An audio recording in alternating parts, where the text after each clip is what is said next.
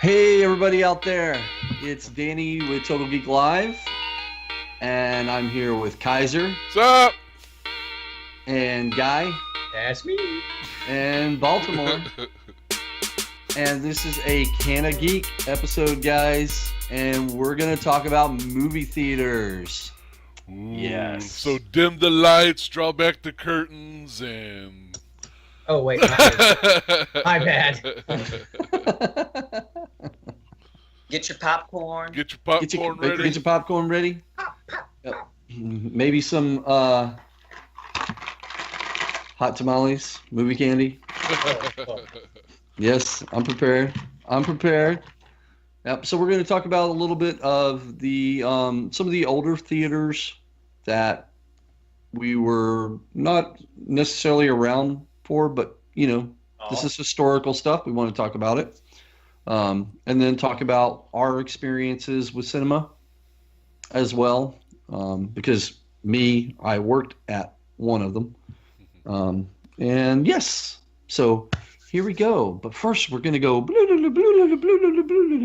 back, way back to 1913, guys. Whoa. Can you believe that?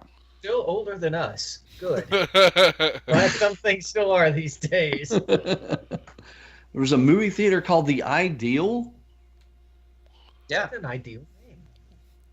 Did they have moving pictures? I'm trying to remember when the first moving picture was. Late 19th century. Okay.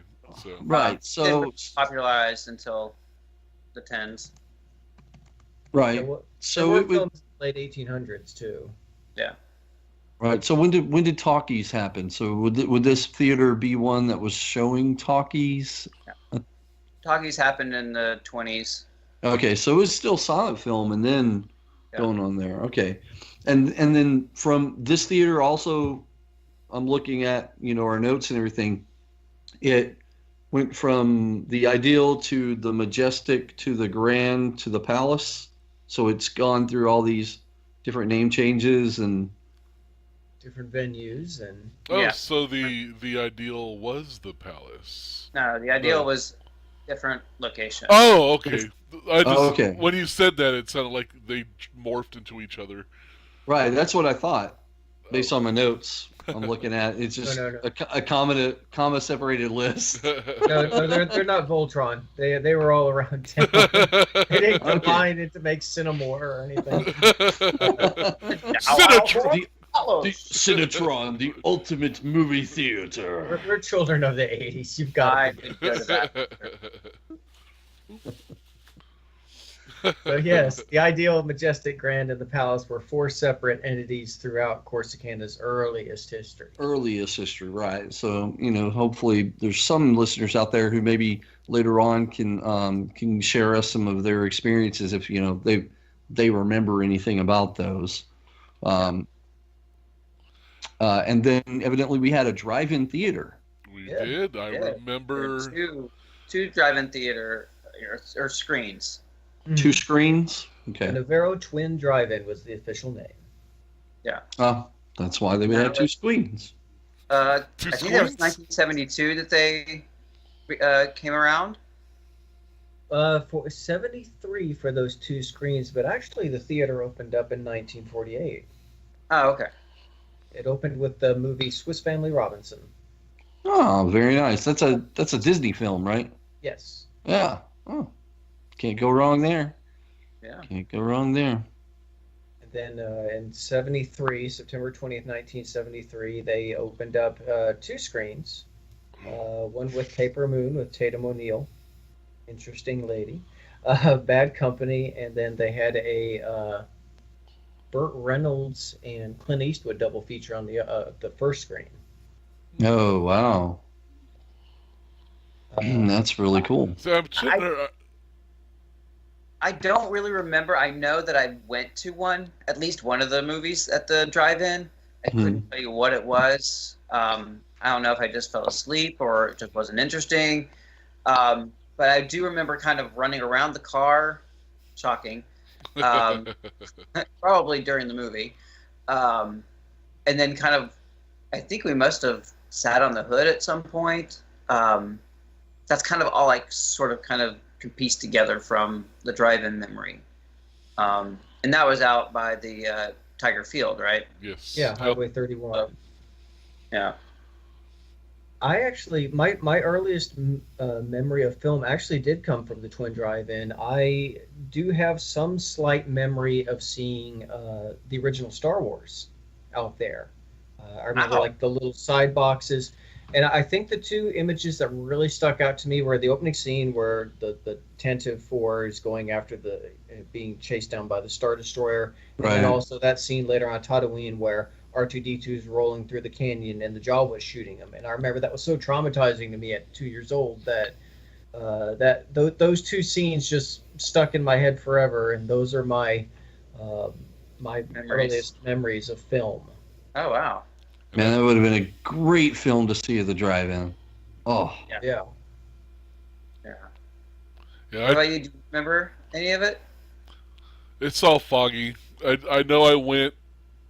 I have no idea what I saw. And I believe we went a few times. It was a go-to kind of a Friday night thing for my family for a little while.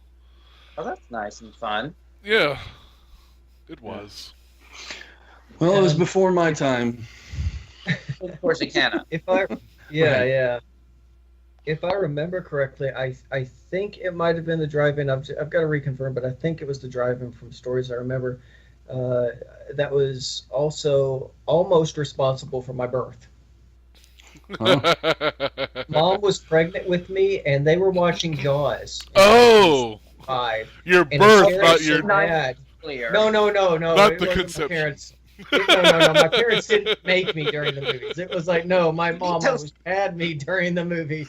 Okay. A little more. Sorry, well, I didn't think about it, and then I was like, all right, well, they almost had me during the movies. I mean, but yeah, Jaws scared my mom so bad she almost went into premature labor and had her water broke. There. Wow. Yeah. Oh man, but yeah, that was. That's a memorable film. Yeah. Jaws was definitely one of my other early film inspired memories. Nope, I don't want to see that shark. Nope, staying in. That's funny. I'm good. So. Well, I think what all of us kind of remember more is really, the Cinema 4 right there in town. And that's clearly, my strongest, connection to cinema in Corsicana. And I remember seeing Snow White there. And I remember, and I feel like there was still an intermission. I feel like there was still a break between the movies or in the movie somewhere. Or maybe I just left and went in, the middle of it somewhere and I went outside. But I remember, leaving in the middle of the movie and then coming back and seeing it again, seeing the rest of it. But that was also when we had 2 screens. It wasn't 4 screens there. So that's my earliest memory of the Cinema 4 or Cinema 2, I guess, at that point. Yeah. So when it was 2 screens, wasn't it also called the Twin Theater, the Jerry Lewis Twin Theater? It started out Jerry Lewis Cinemas. Jerry Lewis had a whole franchise of cinemas that opened up on June 16th, 1972, and it was like an alternative theater from the Palace. Of course, that's located at 1803 West 7th Avenue.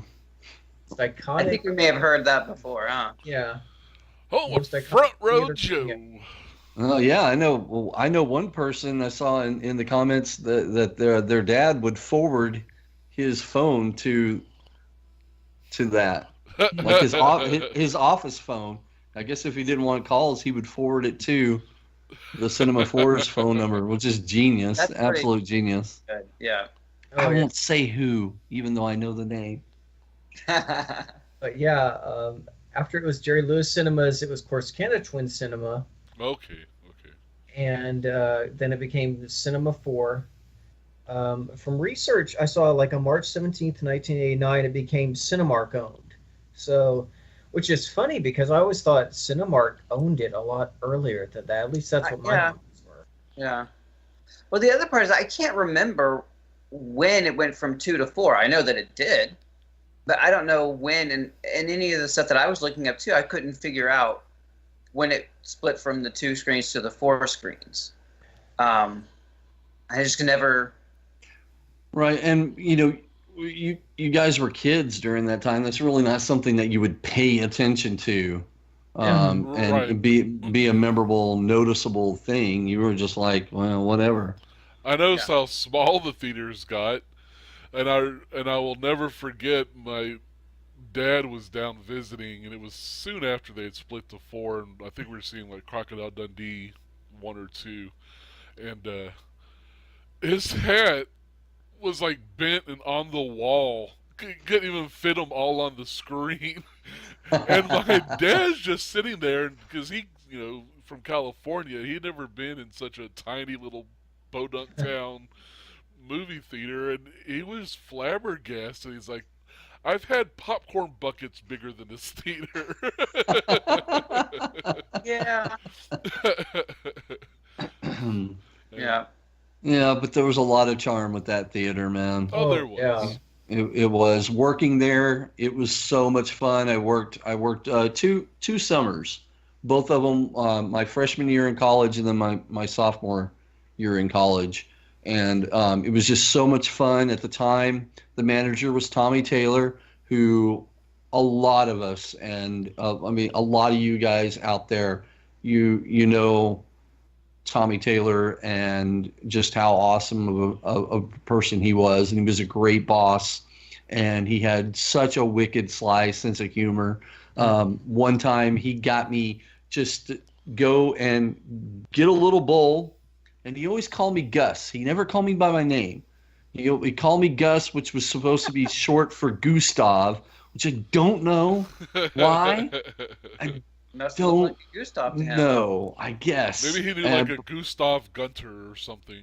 Maybe so. Maybe that was it. It was a play, I guess. I don't know. But there was one time where, I'm just, it was a nice lull going on, and I'm just kind of making, running the concession stand and making everything good for the next wave come in. And he's like, Gus, why don't you get you a little bowl and put some Dr. Pepper in there and then dilute it with a little water, and then go get a rag and then wash out all the scuff marks on the walls.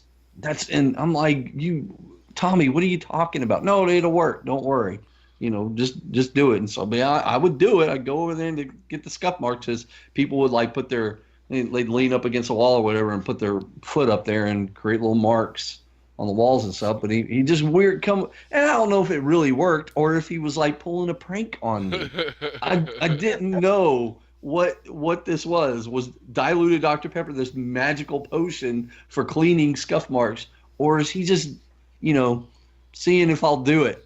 Right. So he'll get a good laugh, But that was Tommy. I mean, look what I made Gus Kid do. Yeah. Classic Gus. Classic Gus. Yeah, he'd get me. I mean, he'd go just outside, because you remember that was supposed to be, there was a lot right next to it where 5, 6, and 7, 8, I guess, were gonna get built. We're gonna expand. Waiting for that one. Yeah, we're still waiting for that one. 5, 6, and 7. 5, 6, and 7. Okay, yeah, because remember 8. That big sign. That big sign was out there. So every once in a while he would just send me out there to go pick up trash in that lot. I'm like, okay, sure, Tommy, whatever you want me to do, I'll do it, man. I'll do my job. My job is fine, because I loved working there. It was so much fun. I loved all the people, all my coworkers and stuff. You guys know who you are. Had a blast doing it. And it was, I've got a lot of fond memories of that place.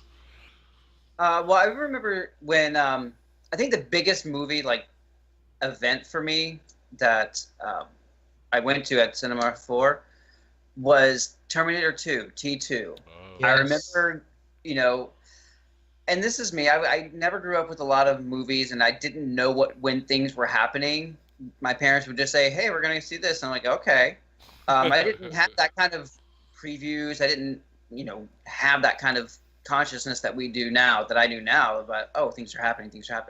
So when it happened, I was like, oh my God, this movie is so cool. Let's go see it. And I went and see it with the Lockwoods, and we had to stand in line to get our seats. We were in the line to go into the theaters.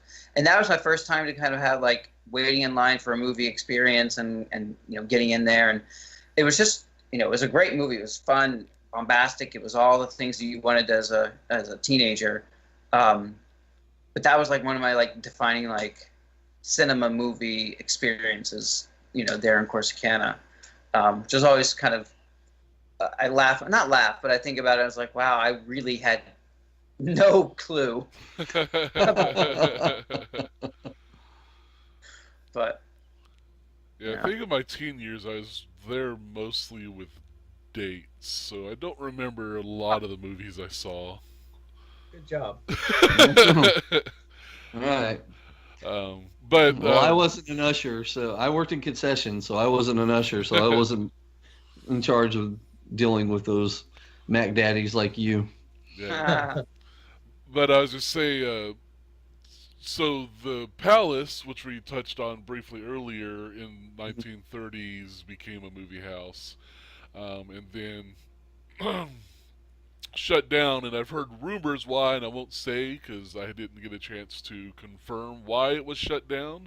But it laid in dormant and just kind of was wasting away, and they finally in the mid 90s they saved it from demolition, and it's been beautifully restored and everything. And I had the honor and the pleasure of doing a premiere for my movie Sarah and the Starfish that I worked on with Grand Design Productions, and that was a very interesting experience. Do you remember what date that was, Kaiser?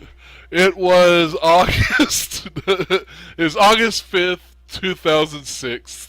Oh, okay. And somebody has some memorabilia from it.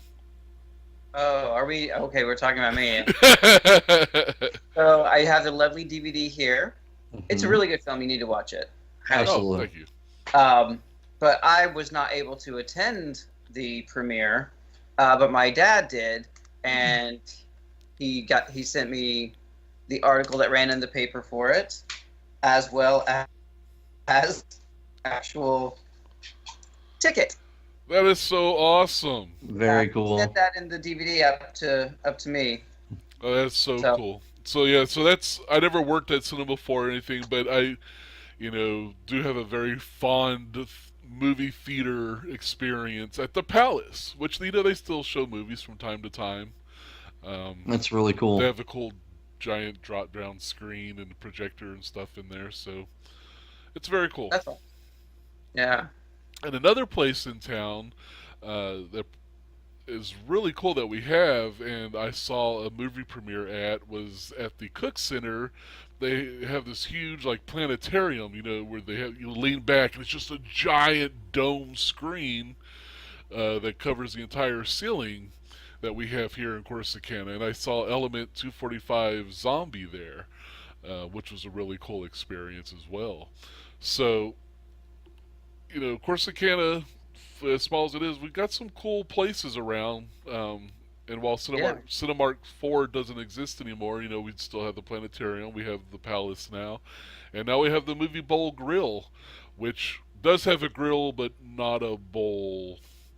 I'm telling you, I think the grill is in the bowl. No. It's a bowl grill. They put the movies in a bowl, and then they pick it out to see which one they're going to show. It's like, this is what we're going to show tonight. Or is this what? Or do they grill the movies? Well, we do. Oh, we grill them. Grill them. I grill movies all the time. I don't know about you guys. And there's been rumblings that they're going to put an IMAX in there, and I hope that doesn't turn into the next Cinemark 567. Soon. Make soon, but not in your lifetime or anyone else's. Right. Some other poor kid. Some other poor kid's going to be over there picking trash in that one little area where they're supposed to be an IMAX. Right. Yeah. So not so much. Yeah. So Cinema 4 was our go-to for being, kids of the 80s and 90s. What were some of your personal favorite movies? I know Baltimore. You said Terminator 2 is one of yours. Did you have any other like personal favorites that really stuck with you, or?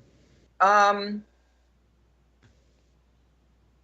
yeah, I mean, I guess this is gonna be we're geeks. Who am I gonna surprise here? You're right. But as huge of a He-Man fan that I was and am, I still had no idea that there was a movie coming out when it happened. I was really that sheltered. I didn't have that kind of experience, but my parents did, and they're like, "Oh, we'll just drop him off at the movies, and he can watch this." And literally, all I knew was I was going to the movies, and they dropped me off, and I see up there on the billboard, Masters of the Universe, and I'm like,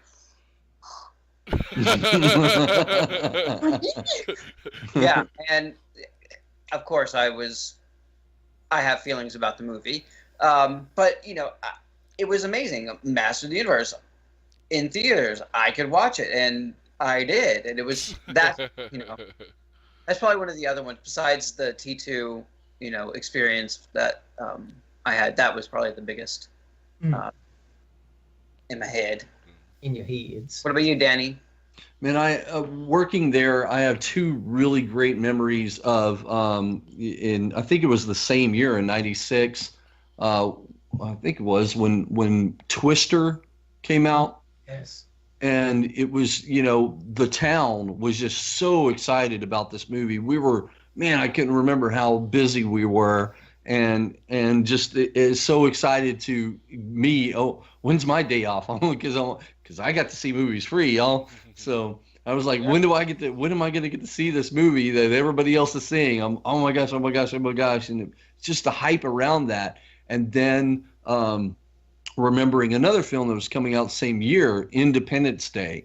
And we had this huge, giant cardboard standee. Yes.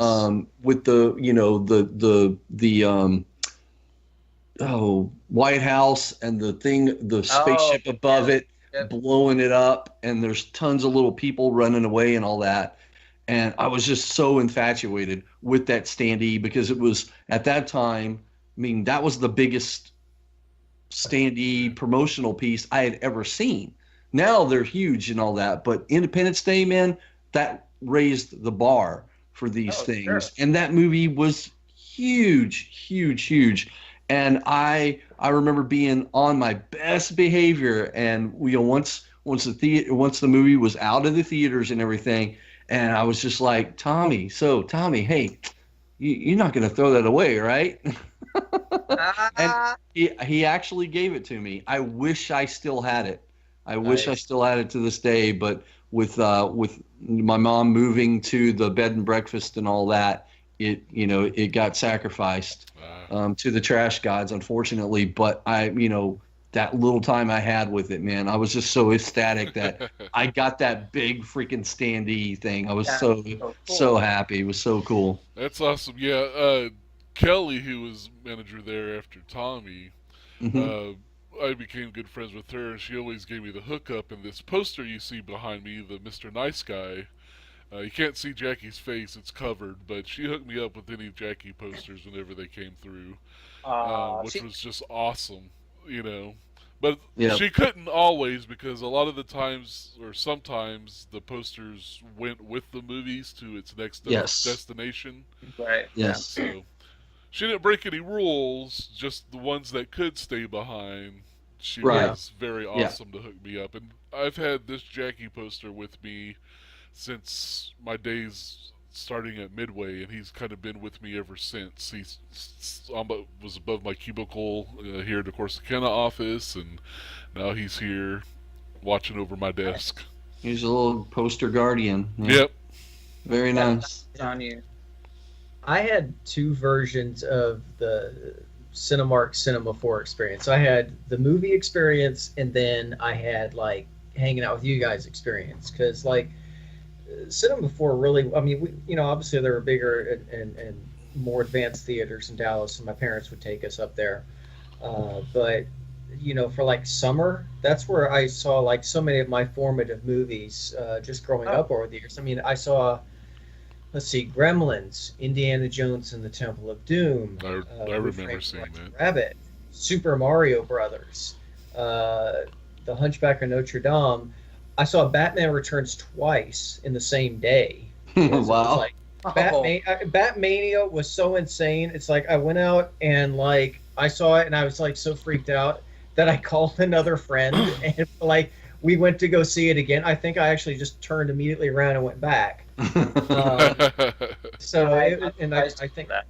oh God, yes. And then of course the original Batman, Star Trek Five. I mean, Terminator Two, Total Recall. Yeah, I think that's RoboCop 2.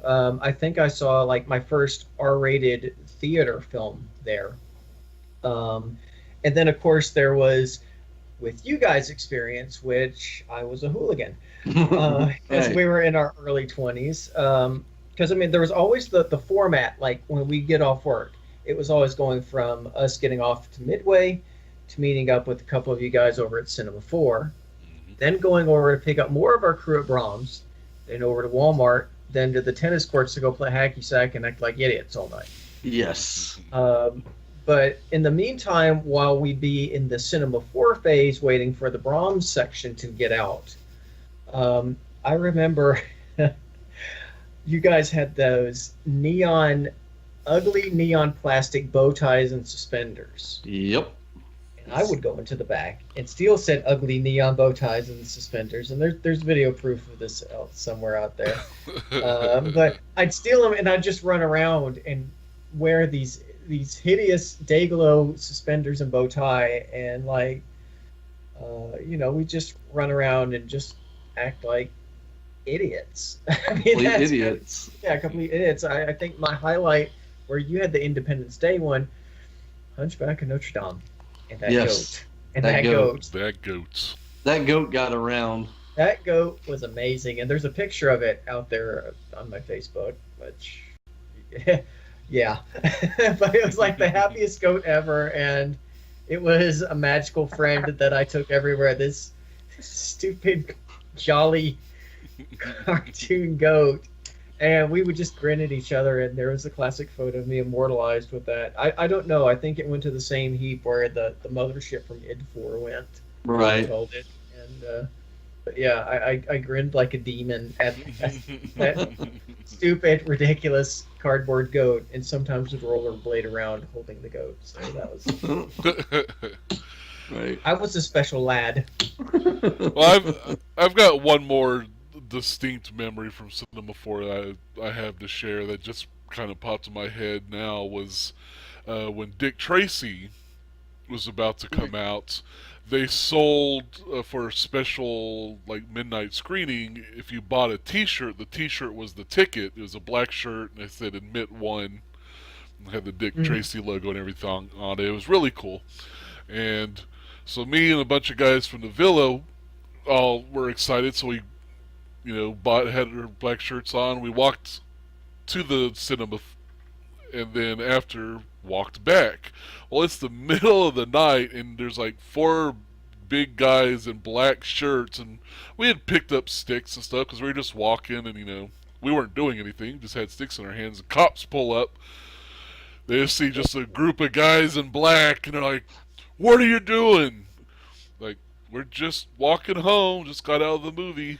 "Why do you got those weapons in your hand?" "We don't, they're sticks we picked up off the ground."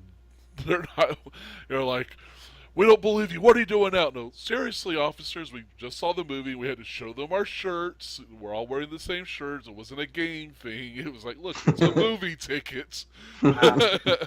Hey, Dick Tracy brought down the gangs of injustice. Yeah, and so then the cops finally were like, "Oh, okay. Well, get home safe." "Thank you, officer." But I just thought I was Jeez. laughing.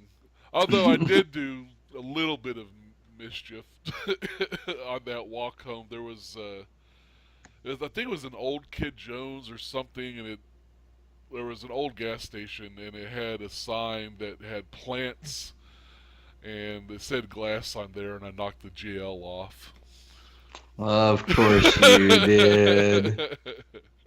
So, It was just asking for it. asking for it.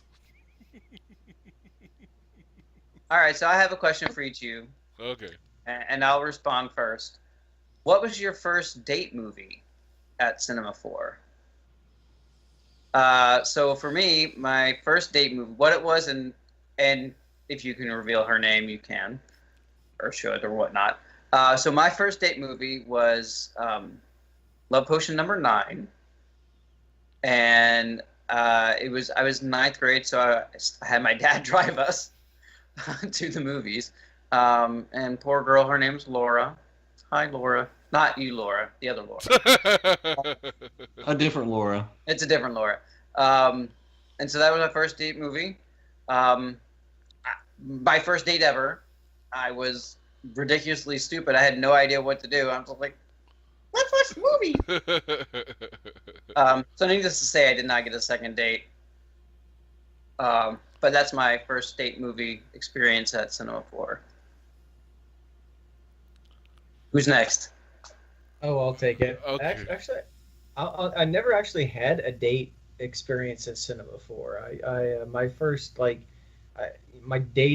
movie related dating experience was actually in Dallas, and went to see The Lion King. Oh, okay. So yeah, so that was mine. Nate. Oh, you know. I can go real quick. She was lovely. I can go real quick because I don't remember. I don't even recall if I ever took any dates to that particular cinema. Yeah. If you want a date to the cinema, sound off. And you feel bad about not remembering. Yeah, make me feel bad because I totally don't remember. Nope. Sorry.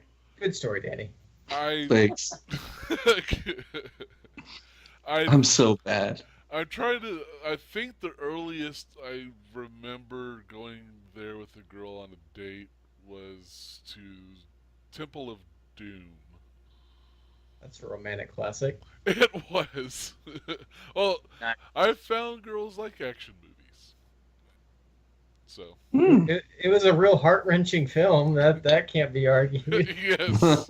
Oh, yes. Heart-wrenching. Kalima. Kalima. Kalima will rule the world. So I think that was my first. That's at least that's the first farthest back I can remember, and it was with a girl named Kim. Ah. Very You're nice. like 6, you sly boots. Hey, Cal, I came out in '84. Oh, wow. Yeah. Big pimping ain't easy, I guess. But Well, when you mature ahead of your class, Right. but you did have a beard at 5, so you know, Exactly. it's like I was in 5th grade. I was 5'9" and 180 pounds. I mean, I was a big guy. So what was the last movie that you remember seeing at Cinema 4? Oh. Yeah. wow. I'm not sure I saw anything after I moved out to SMU. I don't think. See, what was the year that it closed? It closed on 2011? December 1st, 2011. That was after they did an extensive redo of the entire theater back in February of that year, which was unfortunate. Yeah. Yeah, they completely redid so much. Like they moved the concession stand in all the way back, and the tickets inside. You didn't have the ticket window out front anymore. Oh, wow. I mean, they completely redid the inside. Wow.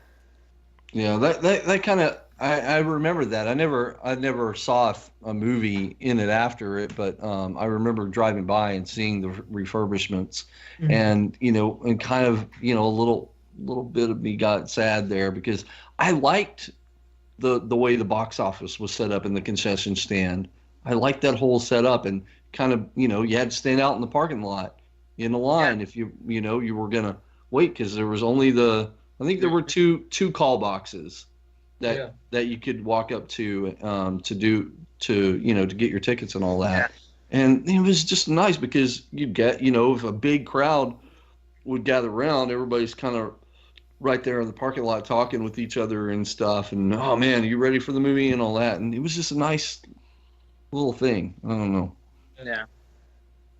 But, I have to say it's a shame that it's gone. However, it's not necessarily surprising. Smaller theaters don't seem to fare too well because the technology is so increased. It's so much greater that people demand to see things in a better way, and I feel like they weren't able to play catch up to that. Right. But at least Corsicana does have a fun theater now with lots of little side attractions there. So that's kind of exciting too. I've actually seen 2 movies there, both with John Kaiser. Hey, that's me. You? Hi. That? Yeah. Actually, I've got a poster from I think the first movie we saw there together. Wasn't it First Class? Yes. It's right there. I'm looking at it. Wow. Ooh. There you go. I don't see it. Oh wait. Yeah. No. It's right there. Don't you see it? Oh yes, What? yes. That's my ceiling fan, John. Oh, Ceiling fan. Yeah. I get confused. I think the last movie I saw, well, I can't remember what it was because it was a Julia Roberts movie that I saw like with my dad. It was some drama that had her in it, but the last movie I do remember I actually saw with you, John, was Freddy versus Jason. Oh, Timeless classic. Up there it with is. great romantic comedies like Temple of Doom. Yep. Wow. I want to say probably something like Charlie and the Chocolate Factory or Batman. We'll see. No, because the big movies always went to Dallas for Right. all the tent poles whenever I could. So Right. I think Charlie and the Chocolate Factory is probably something I brought David to. Well, it One of certainly those. seems like Cinema 4 made an impact in all our lives. It's kind of pretty, ingrained to us, and some of us worked there, some of us played there, but we all enjoyed, seeing things there. So. Yep. Lots of good memories. Lots of good memories for sure. And there's some small towns that didn't have that, so we were lucky. We were one of the lucky ones for sure. Yeah. Some of those people came here Yeah. from those small towns without. That one, yeah. Exactly. That's probably Exactly. that's why they had to split the 2 into 4. Like all these other small town people coming in, we got to accommodate all of them. That's right. Oh, And that was our cinema parody, so it was our starting point for all our movie adventures. Oh yes, indeed. Yes, indeed. but I think we'd be remiss if we didn't say thank you to everyone who has contributed and told their stories and talked about their memories of Cinema 4 and the drive-in as well. So we're really grateful for everyone everyone who's talked about it, contributed in some form. We've even gotten some great pictures from people, so thank you so much for that. Yes, thank you very, very much. Kind of frame the whole episode. So we're really grateful and thank you, and keep on it. And in the comments, tell us about it too. Tell us your memories and more hijinks. Yeah. That's where the comments are going to be. It's down there. It's like I keep looking. I don't see any of this I'm stuff. telling you, it's down there. I don't think that's what you want to say. God. It's my floor, Dan. Remember, comments and then a comment. Okay, Ceiling comments. fan floor. Got it. Okay. First All right. class. First class. But yeah, thank you very much, guys, for all of your support and all the input that you've given us. It helped us a lot to frame this episode, for sure. And again, if you have any additional memories and all that good stuff, like Baltimore said, put them down there in the comments, and it'll be all good. And if you have pictures of Indy, especially like the drive-in and some of the older glory days of Cinemark 4, please send them to us, totalgeeklive@gmail.com. We'd love to see them and add them to our collection for posterity. Yes. Yes, very nice. Nice. Very nice. So that's it, guys. That's another episode of Cana Geek. And we hope you enjoyed it. And we can't wait to do another one. And it's all geek to us, guys. Right on. Bye. Bye. Bye, Al.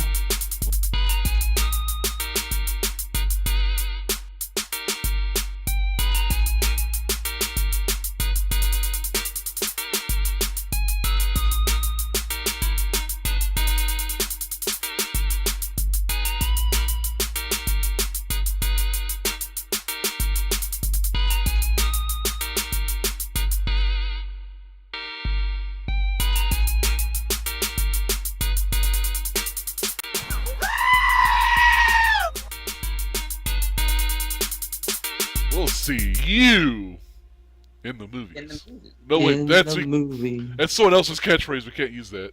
Oh, we can't? No. Okay. We'll see you where we're geeking. See you in the Whatever that cinema? is. Let's party. Let's rock. party in the cinema. Let's rock. We got a ticket. In the cinema. The cinema. In the cinema. Let's shake it. Let's roll. There's cinnamon in the cinema. Almost time for the show. Who Faux was that? show. Who was that female cat? Something. What was that number anyway? 872-5211, I think. Don't call it. I said this last time. Don't call it. Don't And if call you the do, number. let us know what happens, but don't call it. Next week, the new romantic comedy, Texas Chainsaw Massacre. Adam Sandler and Drew Barrymore. Pretty much. Dabadoo.